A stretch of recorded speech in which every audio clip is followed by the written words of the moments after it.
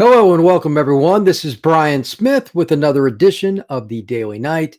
It's the evening edition, which is extremely rare for this, but I wanted to see how UCF played today before having the episode. And before anyone asks, yes, I will have another episode in the morning, but this one I needed to wait and see. Here's the first prevailing thought, just to kind of place things in perspective here. UCF came out and they looked like they had no interest in competing with Cincinnati. And I'm sure there are a lot of people out there, and I've even seen some ridiculous posts saying fire the coaching staff and all that. This is a player situation first in this game. I know that's not the answer that most fans want to hear because you can't just replace all the players. It is a player problem first. Number one, they cannot come out and be soft in the front seven for out of the blue. They didn't attack, and maybe that was partially on the coaches, but it's a pride thing. Number two, that's a situation where the offense came out and they were much like the defensive front seven on the offensive line. This is the only time this year that I've really looked at the offensive line and said, boy, they just didn't play very well. Sam Jackson talked about it a little bit after the game, and rightfully so. They got to open holes for the running backs. That was what Sam said. He's an honest guy, and to be really honest, he will always be one of the two or three players that go up to the podium after a loss or something bad because he's very conservative with answers, and he's a nice guy, but will avoid giving out an answer that the athletic department doesn't want him to give or any other player. So when Sam comes out, it's usually nothing against Sam. It's bad news, and he was about all they could do. They probably didn't want to send anybody, to be honest, but it is what it is. Sam did the best he could under that circumstance. I mean, what's he going to say? They just lost by 35 points. Third, what in the world is wrong with special teams? My goodness. It is a roller coaster. It's just bizarre things. Kicking the ball off your side of your foot. You've been playing for a long time. That is not on the coaching staff. It's not. Number two, Johnny hesitating when he has the ball inside the 5. He's a really good football player. Something is not right with him returning kicks right now. I don't know what it is, but that's more than once in a couple of weeks that he's had a really major error on a special teams. These mental things, I mean, that can't happen. It just can't happen against any team, let alone on the road at Cincinnati. Oh, boy. So those are just a couple of starting points to talk about one of my favorite phrases to use. And it's something I basically have here. And I have more notes than I can use, so I kind of just trimmed. And that's talking about body language. UCF's body language coming into this game stunk.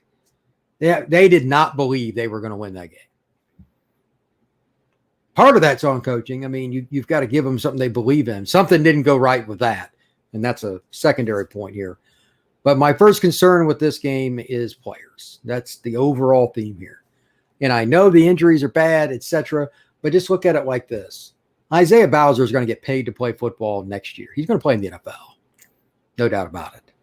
Very good football player. In the first half, he's coming back off injury. I will grant him that. But he ran very tentatively. At best, very tentatively. Second half, a couple of the runs, I don't know what happened, but especially in Wildcat, again, I don't know why. That was a downhill guy that was trying to maim somebody in the process of getting some yards. Why it's different, that's something Isaiah and the coaching staff need to figure out. Even if he was in front of me, he's not going to talk about that openly, so it doesn't matter. That can't happen. That kind of shook me a little bit, because I could just tell by the way he was running in the first half, he did not want to get hit. Like he was concerned, and that's probably due to injury, but not a good sign because he's a dude. So when he's doing that, what do you think the other guys on the sideline, when they see his body language running the football and it's tentative, not helping the cause? So just the one big section, I'm just kind of throwing it out there. Play calling. This is something I talked about this week, and I talked more about defense, and I'll get to that momentarily. But you have to be assignment sound. You have to keep Ritter in the pocket, and that was something that I was really concerned about. But I mean, there's so many ways to look at this, but they would be okay for a few plays, and then they would just have a bust, whether it was containing Ritter or when they're on offense. We just do the whole thing here in a sense. They'd have a nice run, and then on the next play, there's a run bust, meaning a guy comes free or he timed up the snap. Part of that was on Keene, his inexperience. They were timing what he was doing off the edge, and the offensive tackles had no chance. None. Zero. Myjai Sanders and some of these guys, they're really talented athletes. They know what they're doing. They're A, well coached, B, very athletic, C, they are experienced. You give that full gamut and they know the snap count, it's bad news. So that was hard on Bowser. That was hard on the tackles, the guard, and of course, Matt up front center, even the tight ends to help block. So that was bad. But the play calling, I said it over and over and over again. You had to attack Ahmad Gardner. I use that as an example, but it was really meant to be a microcosm of what you were doing, and it had to be very specific. It wasn't just throw at him, because that's stupid. The idiots that were trying to get at me on Twitter, they read the headline of the post, and they wouldn't, even if they read the article, they wouldn't grasp it most of the time anyway. A lot of Cincinnati fans are idiots, but you know, you always get the people that post on Twitter are the biggest idiots. You hear that a lot. Well, a lot of them are Cincinnati fans. That's one. But two, you have to do certain things to set it up. And everything UCF was doing is just short. Well, that's what they'd done the first couple of times that Mikey had been under center. There was zero shot that was going to work against Cincinnati, because just by their design, they attacked downhill from all levels, all three levels, DB, linebacker, and D-line. You have to run stack. You have to run fades. Anything you can to get some kind of release where it's a 50-50 ball and take your chances. This idea of safe football with the freshman quarterback against them doesn't exist anyway. It was a bad game plan. But to the Ahmad Gardner point, you have to run the ball directly at him to beat the crap out of him. Period. Same thing with Coby Bryant. The other kid might be the better NFL corner. He's probably better at just like breaking it on the ball or whatever. Gardner's measurables are what the NFL scouts and myself are in love with. I think he's a tremendous football player, and he had the big hit on a run earlier in the game that was, just shows that he plays like a safety.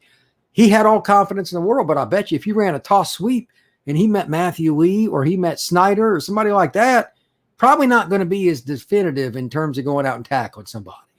You have to beat the crap out of the guy that you don't have a guy to match up with. No nice way to say it. He must feel pain. UCF failed miserably at doing that. And that's why I wrote that article earlier this week. They were going to sit down for the most part anyway at corner, not being aggressive on the perimeter and trying to beat their corners up. Gardner in particular was an absolute fail. Just a fail. You just didn't do anything to get him in that situation. You didn't run Gatewood on a sweep. You didn't get Bowser outside on a sweep or a screen to hit. He had to feel pain. Same with Coby, really. They didn't do it. Now, I'm okay with throwing short passes to Ryan O'Keefe. That's fine, but it needs to be the complement to those kinds of plays. Because again, and this is not on the coaching staff, Mikey didn't do a good job with the snap count, mixing things up. You can do things with that, even in shotgun, that gets offsides penalties and stuff. He's not mixed it up yet. That's the one thing I don't know what's the deal with that, because he's very, very savvy, very intelligent young man. But he didn't do very well with that. And then after the play calling and some of that, they just quite frankly didn't break many tackles. That, again, that is not a coaching situation. You can tell a guy 1,000 times how to tackle Johnny in space. Good luck. When he's mentally right and he's feeling his oats, he's literally as difficult to tackle as about any player on the planet at any level. He had some plays where he didn't have anywhere to go early, and that's fine. That's not on Johnny. He's just a poor guy who had the ball in that. Same with Bowser. But there were a few times he was in a one-on-one and didn't make it happen. In a game where you're the underdog, you must make plays in those handful of situations where it's you and the other guy. You've got to be the dude. That's player problem. I forgot to put that in the first part, but there it is. The only other thing, and I'm not sure because I watched the game on TV, and one thing I hate about TV, I can't see the secondary for the entirety of the play. I need to know what coverage they're in. I don't get to see any of it. I didn't expect UCF to go up there and win the game, but seeing how this is, it makes me more curious to want to know what the film coverage is from a coaching staff perspective. They all both get film of what happened, and it's different than what everybody sees on TV, like on ABC or whatever. What were they doing that caused UCF not to throw any bombs at all? O'Keefe in particular.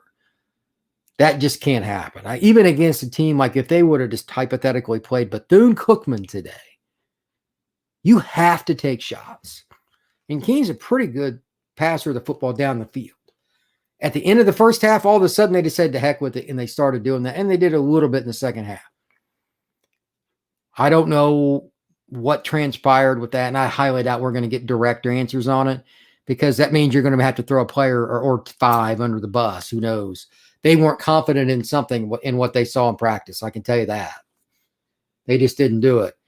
There was a couple of the throw he made to Johnny on the wheel. Great design on that play in the second half. Phenomenal throw, too. So good for Mikey sticking with it. He'd gotten the crap kicked out of him. Didn't play well. They were getting crushed. The game was over, and he delivered a dime. That's a good sign for him.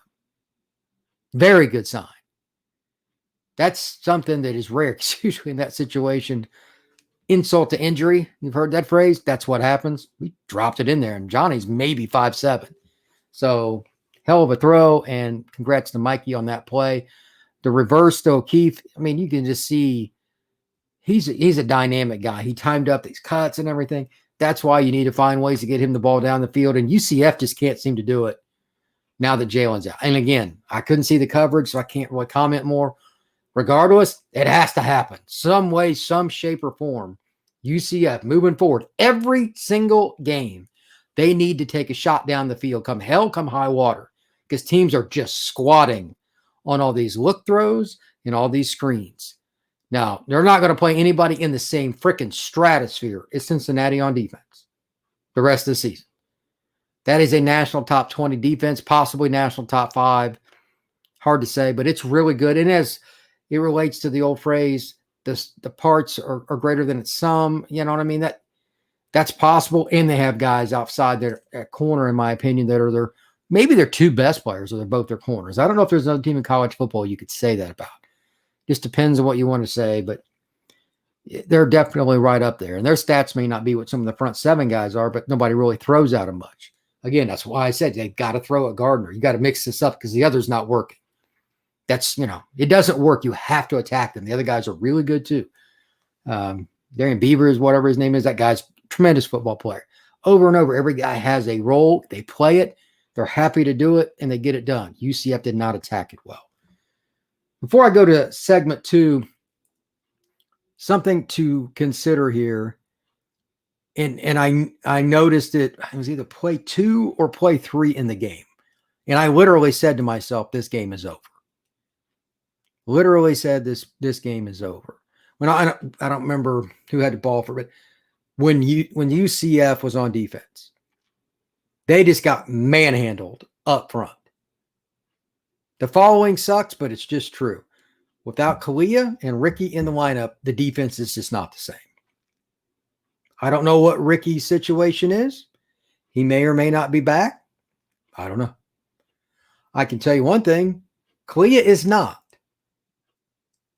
The other guys are solid football players, but they would not play significant reps at an ACC or SEC school in the top 5 of either one of those leagues. That's a problem, and UCF's got to deal with it the rest of the year. They've got some good role players there, but that's who they're starting now until otherwise known. They're going to have to figure that out because the linebackers had players in their laps. Tatum Bethune was nowhere near as effective today because he just didn't have the same angles. He is a speed player. He had 17 tackles last week. He knows what the heck he's doing. He's tremendous. Jeremiah Jean-Baptiste, same thing. Life's not very fun when a guy's in your lap that's your buddy coming at you because they're pushing him back. Game's over. UCF is in a world of trouble along the defensive line with that. So the question is, how do they adjust? Do they run more schemes / more games? Games meaning they're just going to have to be super, super, super, super aggressive, take wild chances over and over against a quality opponent because they know they can't just stop guys straight up? Or are they suddenly going to figure something out that nobody's going to believe based on what just happened? I think guys like Cam Good and some of the other guys that played it, Montalvo, etc., they're good football players, but they've been wore out the last few weeks, for one, and they're still more role players. It's just the truth than they are dominant players. And now they've got to play a ton more snaps. It's not their fault. It's not. It's just circumstance, but you cannot put them in that spot. And they're in there, you want them to make plays, but their primary goal is to make the O-line slow down, whether they're shooting a one gap kind of situation or they're two gapping on a play. It doesn't make any difference. If they cross a guy and they take two guys, whatever, it still works. The linebackers must be able to run to the ball because UCF runs a speed, get up the field scheme. And when those guys go backwards, it's over. And that's what happened immediately in this game. The stat that I'm looking at, this is just awful. For those of you that don't know, it's called statbroadcast.com. And pretty much all the schools use it. And it's a link. You can get it off the UCF athletic website. It's what we use in the booth at home games. And it's there for every school has it, yada, yada. When you go on the road, you can get it. And it's tremendous for all kinds of things. But one of them, and I'm glad they do this, sack adjusted rushing average. And I hate this stat. In college football, if you get sacked, it comes off the rushing yardage. It's terrible. It's one of the worst stats ever. It should come off passing. They adjusted it here. Believe it or not, and it's a little fictitious in a way because of the 51-yard run by O'Keefe, but the Knights ran for 157 yards. I guess 100 of it at least was in the second half, but I can't remember what they had at half. It doesn't matter. But and they are 4.4 yards a carry, even with the 51 yards. It should be a lot higher with that. You know what Cincinnati ran for, sack adjusted? They bumped up on that quarterback a little bit a couple of times. 348 yards rushing, and they averaged 8.5 yards a carry. They beat on UCF's defense like it was Presbyterian or Savannah State or something like that. Just a team that wasn't even Division I. Part of it is, like I said, too many of the players have had to take too many snaps recently, and then the injuries. You can't fix that. As awful as this is for them, the coaching staff is going to have to figure out a way because they can't just, oh, Kalia, you're healthy. You can play now. It's not how it works. You're playing Memphis this coming week, and they're not great. But I guarantee you, when they see that when those coaches see that stat for 348 yards, one of the first things they're going to do, and everybody runs it Tuesday, Wednesday on a normal week. It might be Monday and Tuesday because we got a Friday game coming up this week at the Bounce House. That's when you run your power plays and you run your ones versus your twos versus your ones, whatever, during the season a little bit. Normally, by this point in the year, you start dumbing it down. You just don't want guys getting as many hits. You might thud a little bit where you just kind of hit and release. I bet money Memphis goes a little harder this week, even on a short week, for at least one or two periods, just running counter and power, etc., on inside runs because of what that stat sheet says. I would. And then, hell, I wouldn't even do any of it on the next day. Like if they did it on Monday, I wouldn't mess it on Tuesday. If they did it on Tuesday, I wouldn't worry about it on Wednesday. If they can show they can run about 2 or 3 basic plays, I'd be good with setting it up because UCF cannot stop the run now. It was my biggest fear. I just didn't think it'd be this bad. UCF's run defense now is atrocious. They just haven't adjusted to losing great players. It's somewhat expected, but again, 8.5 yards is pathetic. They gave up the 79-yard run onto Ford, who, by the way, will get paid. 4 touchdowns, great player. And they, quite frankly, just looked like they didn't know how to adjust and that they probably just don't have a way to simulate what Cincinnati brought early in the game. I wasn't sure how good Cincinnati's offensive line was, but there you go. Boy, it's a long road to hoe after that.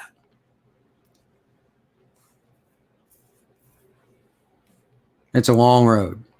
I'm not going to sit here and go through a ton of individual players like in the secondary and all that.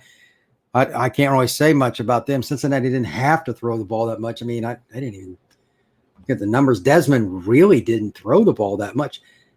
UCF had more passing yards than Cincinnati and lost by 35. Maybe that's the biggest stat.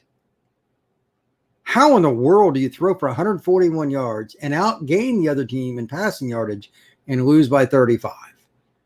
Here's another weird stat. UCF ended up being 7-17 on third down. Not great, but not horrible either. It's moderate. It's not bad. Average yards of completion, 88.8. Not bad. But in the first quarter, though, UCF was so anemic. I guess it's just unbalanced. I don't even think they passed 30 yards in the first half, or in the first quarter, excuse me. Very important. In the first quarter. That's horrific. Horrific. That's partially on Keene, partially on coaches, and a heck of a lot of credit to Cincinnati. Just awful. I'm going to end the show on this, and then I'll give a little preview for tomorrow. I'll break down some more, but it could have been a lot more information. But I wrote down 2 scores of games today. And it's 2 games that I previewed and put up on the site. And when you see these, if you don't want to read them, that's fine, but there's a reason I do it. I research stats, trends, etc. all the time. It's just who I am. I've been doing it for 30 years. I'm never going to stop. I like it. Purdue and Iowa. I came about a hair from picking Purdue to win that game. They ended up winning 24-7. Clemson and Syracuse. I picked Clemson to win by 3. I think it was 20-17. They won 17-14. And you know what? In college football, it just shows how much emotion is important. UCF came out flat against a team that came out hot and had more talent and fewer injuries. And it just kind of shows how things can just take their own path right away. You must come out in college football from quarter 1. Just want to revert back to the original point. The biggest part from this game is on the players, not the coaches. Oh, fire coaches. Like one guy, fire all of them. You're an idiot. Idiot. That's not how it works. Number 1, it's not realistic. Number 2, you have to be realistic in terms of who really is at fault and why. Too many people think they know a lot about football, don't know jack. Tonight, Oregon is going to play Cal in another game I think is going to be really close. That Oregon has more talent. The way things line up. Trust me, that game has a chance to go very far into that with Oregon either being behind or may even lose. Emotion. It's one of the main reasons I pick scores. When they play. Where's the venue? Night, day, injuries. How's the quarterback playing? Has he played bad a couple games in a row and he's going to be really motivated? A lot of different things like that. And I knew there was a chance with UCF. If things didn't go well early, they could get buried. But I just thought they had enough leadership and enough guys that were going to play hard. It wouldn't really be that. And I did not see that today. I was dead wrong on this one. I was right on the others. But that's college football too. There's a lot of kids that just don't make it over that hump emotionally for whatever reason. No matter what Gus says, Nick Saban, whatever. There was a bowl game one year. Utah stomped Nick Saban in Alabama. They got beat, and I think they got beat by Gus and Auburn, if I remember right. They didn't go to the playoffs. They didn't want to be there. They weren't motivated. They got crushed. They were down 21-0 before you could say hello. That's the part of it that I'm concerned about. It's play. I circle players. They did not play their best. They did not give their best, and that's why UCF lost. To wrap up tomorrow, because this was just such a disaster, I'm going to do just recruiting tomorrow. I'm going to do a brief overview of UCF, and I'm going to write about college football in general. A couple like the Purdue-Iowa game, not surprised. Purdue plays hard. They're physical. They've got a stud on defense. Their quarterback has a cannon. When he's hot, and he got hot at certain points, the Iowa game, they can beat teams.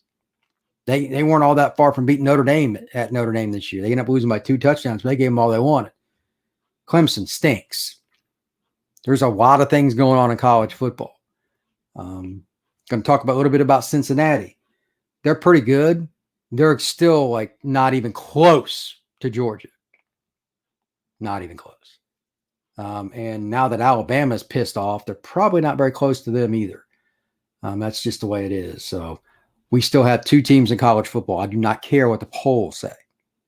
Georgia and Alabama. Take your pick of which one you want to put. One of those 2 is going to win the national title this year. And in the playoffs, neither one of them will have a game unless they're playing each other that's within 10 points.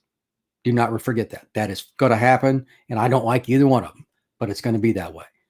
So I'm going to do quite a few things with video and photos tomorrow. Got to figure out, bought a Sony Handycam.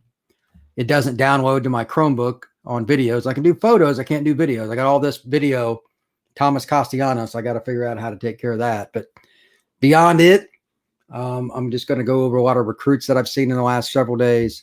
And I'm also going to have some fun in regards to some of the kids at UCF's either gotten a commitment from, they're recruiting, etc. So from about noon on, I'm going to have some fun, and it's going to be a lot of random stuff about who, what, when, where, and why with football recruiting in the state of Florida, state of Georgia, and a little bit about Alabama.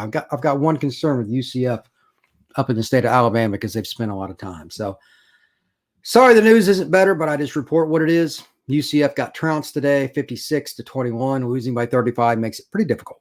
So for this edition of the Daily Night, I am Brian Smith. There's the website at the bottom scrolling across the screen. And I hope to have better news next time. Again, UCF plays Friday. Set your watches for that on at the Bounce House. So we'll see. It's a short week. Hard to say how they'll play, but everybody have a safe rest of your Saturday.